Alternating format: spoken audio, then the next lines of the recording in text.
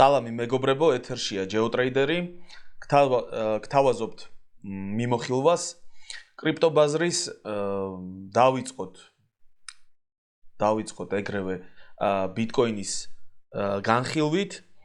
დღიური ტაიმფრეიმი, მარკეტ პროფაილი თვის, ისევ და ისევ ფასი იმყოფება უკვე ამ ცოტა არ იყოს დამღლელ ყველასთვის მდგომარეობაში, დამღლელია, რა თქმა უნდა, ეს ყველაფერი, იმიტომ რომ დიდი ხნის განმავლობაში იმყოფება ფასი ამ დიაპაზონში. დიაპაზონი არის 101.000-დან დაახლოებით 82.000-მდე.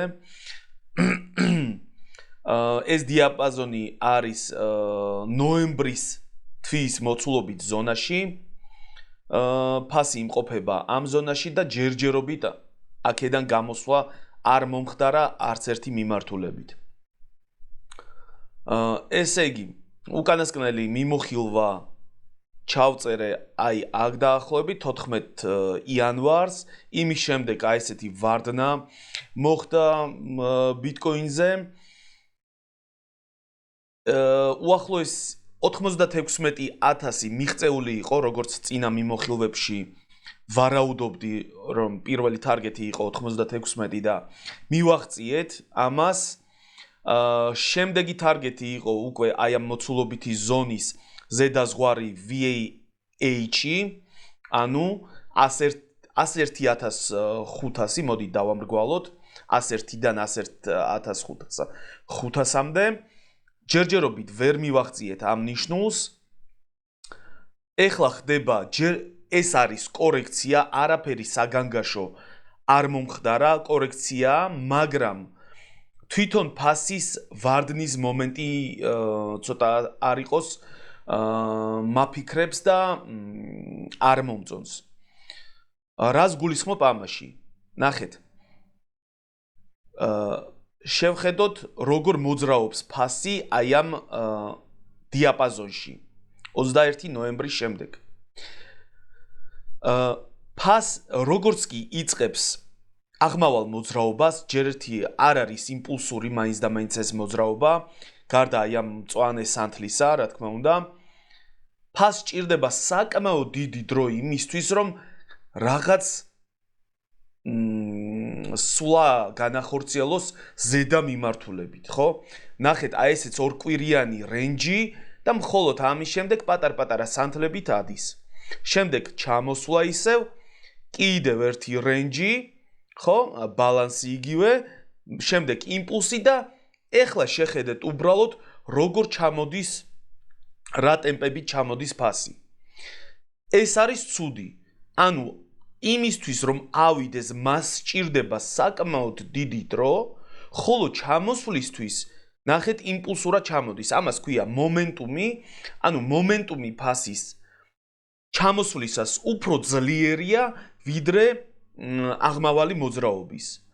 შესაბამისად, მიუხედავად ამისა, რომ იმპულსურად ჩამოდის ფასი, ზემოდან აი ამ სანთლებს, აი ამ მოძრაობას რომ შევხედოთ, ზემოდან არანაირი ანომალიური მოცულობა არ ჩანს, რომ ეს ჩამოსვლა მივაწეროთ მაგალითად მსხვილ გაყიდვებს, არანაირი ანომალიური კლასტერი არ ჩანს. შესაბამისად, უბრალოდ აგიხწერთ როგორ მოძრაობას გავს, იცით? ორდერბუქი, ანუ იგივე საბირჟო ჭიქა, სადაც განთავსებულია ლიმიტები ყიდვაზე და გაყიდვაზე, ზემოდან გაყიდვაზე, ქვემოდან ყიდვაზე, ხო? და ფასი სადღაც შუაში იმყოფება. წარმოიდგინეთ, რომ ქვემოდან ლიმიტები მოიხსნას და ფასმა უბრალოდ ვარდნა განიცადოს, ხო? ჩამოვიდეს. ანუ მყიდველი ქვემოდან ფას აჩერებს ყოველთვის ლიმიტ ორდერი, მარკეტ ორდერი ფას თუ ძალიან მსხვილი არ არის, ვერ გააჩერებს. მარკეტ ორდერით უბრალოდ ხო, ვყიდულობთ, რა თქმა უნდა, რომელიმე აქტივს, მაგრამ ანუ ვყიდით ამ ვყიდულობთ, მაგრამ ფას რეალურად აჩერებს ლიმიტ ორდერი. აი ეს ლიმიტ ორდერები ყიდვაზე რომ უბრალოდ მოიხსნას და ფასი დაეცეს უბრალოდ. აი ასეთ მოძრაობას გავს. რისი ბრალია, რატომ ხდება ეს, რა თქმა უნდა, ვერ გეტყვით. ნუ, მაგრამ ხდება ის, რაც ხდება. მოდით ასევე გავზომოთ ფასის მოძრაობის პოტენციალი მიმდინარეთვის. იქიდან გამომდინარე, როგორი მოცულობითი ზონა შეიქმნა მიმდინარეთვის. ესე იგი, ზემოდან, ხო, გავზომოთ პიოსიმდე, აი ეს მოძრაობა, ანუ ზემოდან პიოსიმდე და პიოსიდან ქვემოთ ერთი და იგივე მოძრაობა. ერთი და იგივე პროცენტულობა უნდა იყოს. ყოველთვის არ ხდება, რა თქმა უნდა, მაგრამ ვივარაუდოთ ასე, რომ შეიძლება მოხდეს, როგორც ერთგვარი გეგმა B. ფასის ვარდნის პოტენციალი არის 85,000-მდე დაახლოებით. 84 600-ს მიჩვენებს, რა თქმა უნდა, ეს დოლარი დოლარში და ცენტი ცენტში შეიძლება არ მოხდეს. დავამრგვალოთ 85,000. ასევე თავიდანვე, როცა აი ამ ბალანსიდან განახლდა აი ეს აღმავალი მოძრაობა, ძალიან არ მომეწონა რა 4 საათიანზე, მოდით 4 საათიანზე რომ გადავალთ აი ცოტა ხანში, იქ გაჩვენებთ. აქ არის იმბალანსი და ეს იმბალანსი, როცა ფასი იმყოფებოდა აი ამ ბალანსში, ხო? ამ სანთელში ეს იმბალანსი არ გადაიფარა, ნახეთ, ქვედა დეკემბრისთვის ქვედა ზონაც კიდევ ერთხელ დაიტესტებოდა და შემდეგ უკვე აი ესეთი ერთგვარი ჯამრთელი აღმავალი მოძრაობა განახლდებოდა. ყოველგვარი კითხვის ნიშნის გარეშე.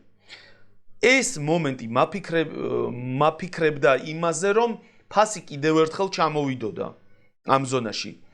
წინა მიმოხილვაში ვთქვი, რომ გეპი იყო 88,000-ზე CME-ის ბირჟაზე, გადაიფარა კი ეს გეპი, ეხლა იგივე CME-ის ბირჟაზე არის 93,000-ზე გეპი.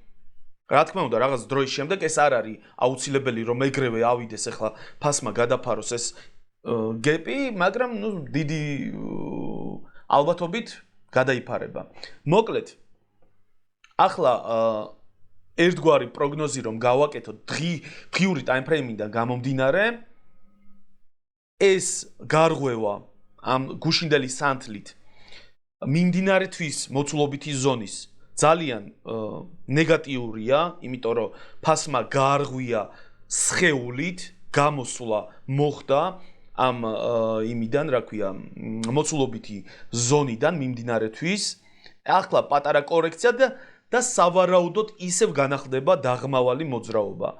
პირველი მხარდაჭერა ფასისთვის, მოცულობითი მხარდაჭერა, ეს იქნება დეკემბრისთვის ქვედა ზღვარი ნიშნული 86,000 დაახლოებით, თუ ფასმა დაიგნორა ეს ნიშნული, ჩამოვდივართ 82-ზე.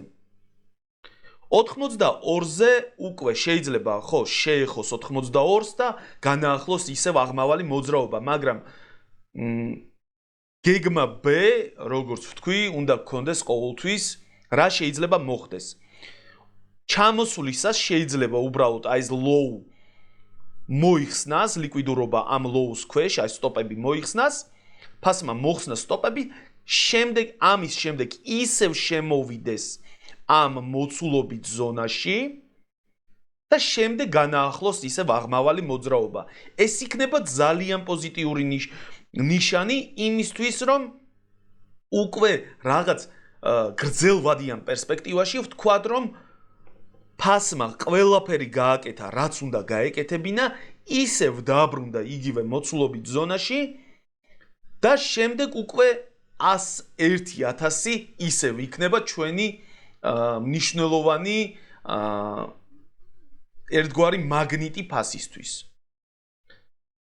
ანუ, როგორც ვთქვით, პირველი მხარდაჭერა 86,000, შემდეგი 82,000 დაახლოებით. და შემდეგ იქ უკვე მომენტში უნდა შევხედოთ რა მოხდება, თუ რაიმე ანომალია დაფიქსირდა, თუ რაიმე მნიშვნელოვანი რეაქცია მიიღო ფასმა ამ ნიშნულებიდან, შეიძლება ჩამოსვლამდე 82,000-მდე ჩამოსვლამდე ვიხილოთ ჯერ 101 და შემდეგ ჩამოვიდეს, ეს უკვე მომენტშია სანახავი, რა თქმა უნდა. აი ეს აქტუალური მომენტები, კონკრეტული მომენტები, რაც ხდება ამა თუ იმ აქტივზე, ანუ Bitcoin-ი, Ethereum-ი, Ripple-ი, XRP, ამ სამ აქტივზე ვაკეთებ მიმოხილვებს, ხო? რომ არ გამოგრჩეთ აქტუალური სიტუაციები, აქტუალური მდგომარეობა ამ აქტივებზე, გამოიწერეთ ჩემი Telegram არხი, სადაც ეგრევე ცინცხალი მიმოხილვები იდება, ყოველთვის საქმის კურსში იქნებით რა ხდება ამ აქტივებზე და ზოგადად ანალიტიკა იდება კრიპტო ბაზართან დაკავშირებით. სანამ გადავალთ 4 საათიან ტაიმფრეიმზე, მეგობრებო, მოდით ასევე ყოველი შემთხვევისთვის გავზომოთ პოტენციალი ფასის მოძრაობის ნოემბრისთვის, აი ამ მნიშვნელოვანი მოცულობითი ზონიდან გამომდინარე, რა პოტენციალი აქვს ფას ჩამოსვლის. რატომ ჩამოსვლის? იმიტომ რომ ნახეთ, ნოემბრის თვე როცა გაიხსნა, ზემოდან გაიხსნა, შემდეგ მოცულობითი ზონის საზღვრები ჩამოყალიბდა და მოდით გავზომოთ ორივე მხარეს მანძილი პიოსიმდე. ავიღოთ ინსტრუმენტი, სახაზავი და გავზომოთ. ნახეთ, ერთი და იგივე პოტენციალი უნდა გქონდეს ფას მოძრაობის ქვემოდან პიოსიმდე და ზემოდან პიოსიმდე. ოკეი. ხედავთ რომ პოტენციალი ჩამოსვლის, ეს არ არის აუცილებელი რომ აუცილებლად უნდა მოხდეს. არა, შეიძლება არ მოხდეს. შეიძლება ფასმა ეს დააიგნოროს, მაგრამ როგორც კიდევ ერთხელ გეგმა B უნდა გქონდეს აუცილებლად, შეიძლება ასეთი რამ მოხდეს. ნოემბრისთვის მოცულობითი ზონიდან გამომდინარე. ეს იქნება მოსალოდნელი. თქვენ ამისთვის იქნებით მზად. მოსალოდნელი ჩამოსვლა დაახლოებით 71-72,000. მოსალოდნელია ჩამოსვლა, მაგრამ არა აუცილებელი, ასე რომ გახსოვდეთ ეს ნიშნულები. გადავიდეთ 4 საათიან ტაიმფრეიმზე. 4 საათიანზე უკვე გამოყენებულია, რა თქმა უნდა, კვირის market profile, თითოეული ეს დიაპაზონი არის ერთი კვირა. ხედავთ აი ამ ჩამოსვლას, ხედავთ რომ ფასმა გაარღვია, აი ეს იყო მყიდველის მოცულობითი ზონა, ფასმა გაარღვია ახლა მყიდველის მოცულობითი ზონა დატესტა კიდევაც, ისევ აგრძელებს ჩამოსვლას. უკვე კვირის მოცულობითი ზონებიდან გამომდინარე, ჩვენთვის მნიშვნელოვანია, როგორც გითხარით, დღიური ტაიმფრეიმის განხილვისას, აი ეს იმბალანსი ნახეთ, ამ მოცულობითი ზონაში შექმნილი იმბალანსი. თუ ფასმა დატესტა და მიიღო შესაბამისი რეაქცია, აღმავალი რეაქცია, ძალიან დიდი ალბათობაა იმისა, რომ განახლდეს ეს აღმავალი მოძრაობა და შემდეგი ჩვენი თარგეტი იქნება 101,000. ესე იგი, ველოდებით 85,800, 86,85,800 დაახლოებით და უნდა დავაკვირდეთ რა მოხდება ამ ნიშნულებზე. ჯერჯერობით არანაირი ნიშანი არ არსებობს იმისა, რომ ფასი მზად არის შემოbrunებისთვის და იმისთვის, რომ განაახლოს აპტრენდი. პირიქით, პატარა კორექცია და ისევ გააგრძელებს ჩამოსვლას. იყავით ყურადღებით. შემდეგი აქტივი ეს არის Ethereum-ი, დღიური ტაიმფრეიმი, market profile თვის. უკანასკნელი მიმოხილვა გამოიშვა მაშინ, როცა ფასი იმყოფება, ანუ 14 იანვარს, აი ეს ანომალიები დაფიქსირდა, მაშინ თუ არ ვწდები, მე ვთქვი, რომ სანახავია ეს ანომალიები, რომელ მხარეს პოზიციონირება, რომელი მხარის მიმართ მოხდება, ანუ თუ გადალახა ფასმა ზემოთ წავიდა, ესე იგი, მყიდველის ანომალიებია, თუ ვერა და გამყიდველისაა, როგორც აღმოჩნდა. ეს იყო გამყიდველის მოცულობები, მოხდა გაყიდვები, შემდეგ ფასმა გააგრძელა დაღმასვლა. ვხედავთ, რომ ფასმა გადაფარა ის გეპი, რომელიც დაფიქსირდა CME-ის ბირჟაზე, ეს იყო ნიშნული 3000, ფასმა გადაფარა ეს გეპი, არანაირი ნიშანი და კვალი იმისა, რომ ამ ნიშნულებიდან განახლდება ისევ აღმავალი მოძრაობა არ არსებობს და არ არის, მეგობრებო, სამწუხაროდ. შესაბამისად, ჯერჯერობით ფასი იმყოფება ამ დიაპაზონში, დიაპაზონი არის 3400-დან 2700-მდე, ეს არის ნოემბრის თვის მოცულობითი ზონა. ფასმა დატესტა ეხლა უკვე დეკემბრის თვის დეკემბრის ქვედა ზღვარი, მოცულობითი ზონის ქვედა ზღვარი 2900-მდე არ ჩამოსულა, მაგრამ ახლოს არის. არანაირი ნიშანი, როგორც ვთქვი, არ არსებობს იმისა, რომ განახლდეს აღმავალი მოძრაობა ჯერჯერობით, ძალიან ცუდად მოხდა აი ეს ჩამოსვლა იმპულსურად. შესაბამისად, ფასი ეხლა რა შეიძლება მოხდეს? ორი სცენარია ჯერჯერობით, ასეთი რომ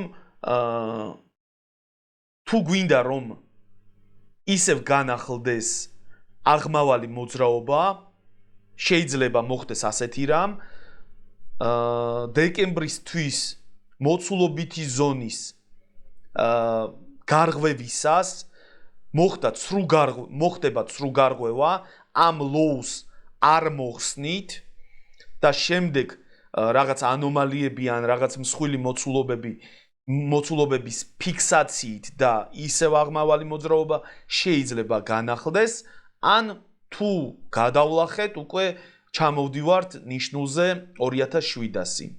ისევ და ისევ იგივენაირად, როგორც ვთქვი, ბიტკოინთან დაკავშირებით, შეიძლება მოხდეს ამ lows ცრუ გარღვევა, ხო, მოხსნა ლიკვიდურობის ამ lows ქვეშ, სტოპების მოხსნა, ისევ დაბრუნება მოცულობით ზონაში და ისევ აღმავალი მოძრაობის განახლება. როგორც ერთ-ერთი სცენარი, შეგვიძლია ამ მომენტში ეს განვიხილოთ. ასევე მოდით გავზომოთ, როგორც ბიტკოინზე გავაკეთეთ, იგივენაირად ნოემბრის თვის მოცულობითი ზონიდან გამომდინარე, რა პოტენციალი აქვს ფასს კიდევ ჩამოსვლის. ავიღოთ ეს ინსტრუმენტი და შევხედოთ. ნოემბრის თვე აქ გაიხსნა, პიოსიმდე და პიოსიდან ქვემოთ ნიშნული 2130, დაახლოებით 2200-2100. შეიძლება ჩამოვიდეს.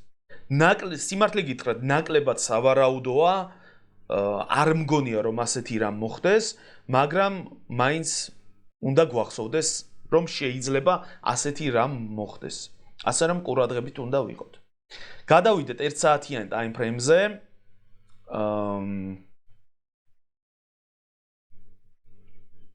ეთერიუმის 1 საათიან time frame-ზე. მოდით დავმალოთ ჯერჯერობით ეს ხაზი. იგივე სიტუაცია 1-1-ში, როგორც ვთქვი, უახლოესი მხარდაჭერა იქნება 2870-ზე. იქიდან გამომდინარე, რაც ახლა ყალიბდება, როგორი მოძრაობა იმპულსური ჩამოსვლისას, აი ეს ნიშნული ამ კვირის დაუტესტავი სხვა კვირების მხრიდან აი ეს ქვედაზღვარი დაუტესტავია შესაბამისად პირველი მხარდაჭერა უკვე 1 საათიანი ტაიმფრეიმიდან გამომდინარე აი კვირის მოცულობითი ზონიდან გამომდინარე იქნება ნიშნული 2872 მიჩვენებს ნუ დაახლოებით 2800-დან 2900-მდე არა 2850-დან 2870-მდე მოდით ასე ვთქვათ ეს იქნება მხარდაჭერა თუ გადავლახეთ უკვე ნუ ჩამოვდივართ ქვემოთ სადაც უკვე არ ამგონია რამემ გააჩეროს ფასი და ეს loads აუცილებლად მოიხსნება.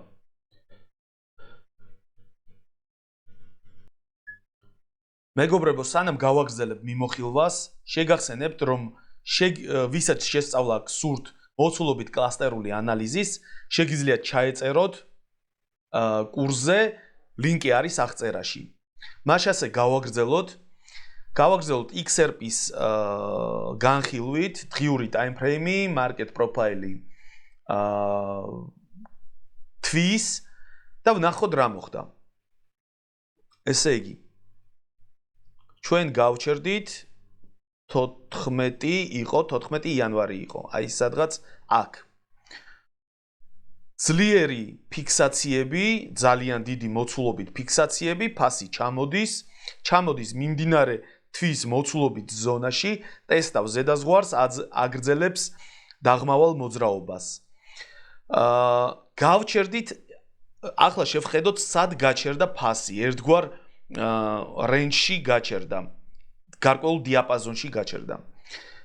როგორც მოსალოდნელი იყო, ერთ-ერთი თარგეტი იყო ჩემი, რომ სავარაუდოდ ფასი გაჩერდებოდა აქ, ანუ ეს არის $88 ნიშნული. ფასმა დატესტა საკმაოდ პოზიტიური მყიდველის სანთელი შეიქმნა. ახლა შემდეგი გუშინდელი და დღევანდელი სანთლები ჯერჯერობით იმყოფებიან ამ სანთლის ფარგლებში, დიაპაზონში, ასე რომ ერთმნიშვნელოვნად იმის თქმა, რომ მაგალითად უფრო ქვემოთ ჩამოვა არ შეიძლება, იმიტომ რომ ეს იყო მყიდველი სანთელი, ხოლო დანარჩენი მოძრაობა ჯერჯერობით მყიდველი სანთლის ფარგლებში მიმდინარეობს. მით უმეტეს ამ მოძრაობით ფასმა დატესტა პიოსი წინა თვის და მიიღო ასეთი კარგი პოზიტიური რეაქცია. გუშინდელ სანთელში დაფიქსირდა ანომალიური მოცულობა. სამწუხაროდ ეს ანომალიური მოცულობა არ არის ფასის ქვედა ნაწილში, რომ ვთქვათ მაგალითად, რომ უფრო მეტად გააქტიურდა მყიდველი და უფრო მეტად გამოიჩინა თავი. პირიქით, ანუ სანთლის გამყიდველი სანთლის შუაშია.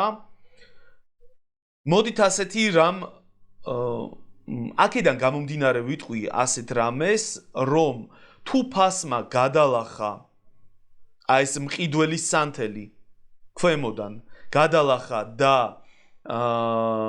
დატესტა ნიშნული $82, სავარაუდოდ უკვე მოიხსნება აი ეს loads, ეს არის დეკემბრის თვის მინიმუმი. თუ მოიხსნა და ისევ დაბრუნდა დეკემბრის თვის ფარგლებში, მოცულობითი ზონის ფარგლებში, ეს იქნება კარგი ნიშანი, პლუს ამასთან ერთად თუ დაფიქსირდა გარკვეული ანომალიური კლასტერები, მოცულობები, ორმაგად პოზიტიური ნიშანი იქნება. იმ მომენტში შეიძლება ითქვას, რომ ფასი ისევ განაახლებს აღმავალ მოძრაობას. მოდით ასევე გავზომოთ ფასის ჩამოსვლის პოტენციალი დეკემბრის თვიდან გამომდინარე და ასევე მიმდინარე თვიდან გამომდინარე. მიმდინარე თვის ფარგლები, აი ეს მოცულობითი ზონის შეიძლება შეიცვალოს, იმიტომ რომ ჯერჯერობით დახურულა იანვრის თვე. მოდი დავიწყოთ დეკემბრის თვით, ხო, ზემოდან დაიწყო მოძრაობა პიოსიმდე და პიოსის ქვემოთ ნიშნული $54 დაახლოებით $55 არის ფასის მოძრაობის პოტენციალი ჩამოსვლის. ასევე მიმდინარე თვიდან გამომდინარე ეს იქნება ნიშნული ეხლავე გეტყვით ნახეთ პიოსი სად დაფიქსირდა $78 და ნახეთ სად ფიქსირდება ეს ნიშნული დაახლოებით წინა თვის, ანუ დეკემბრის თვის მინიმუმთან. მაგიტომ ვიძახი, შეიძლება უბრალოდ გასვიფოს, ხო, მოიხსნას ლიკვიდურობა ამ მინიმუმის და ისევ დაბრუნდეს დეკემბრის თვის მოცულობით ზონაში ფასი და უკვე ისევ განაახლოს აღმავალი მოძრაობა. Ripple-თან დაკავშირებით ჯერჯერობით ასეთია ჩემი პროგნოზი. შევხედოთ რა მოხდება. აქტუალური განახლებები, აპდეიტები დაიდება Telegram არხზე, შევეცდები რომ უფრო ხშირად გამოუშვა, ასევე YouTube-ზეც ეს აპდეიტები, ასევე გთხოვთ გამოიწეროთ YouTube არხიც, Telegram არხიც, ასევე თუ მოგწონთ მსგავსი ტიპის განხილვები, დაალაიქეთ ვიდეო. დიდი მადლობა ყურადღებისთვის, მომავალ შეხვედრამდე, ნახვამდის.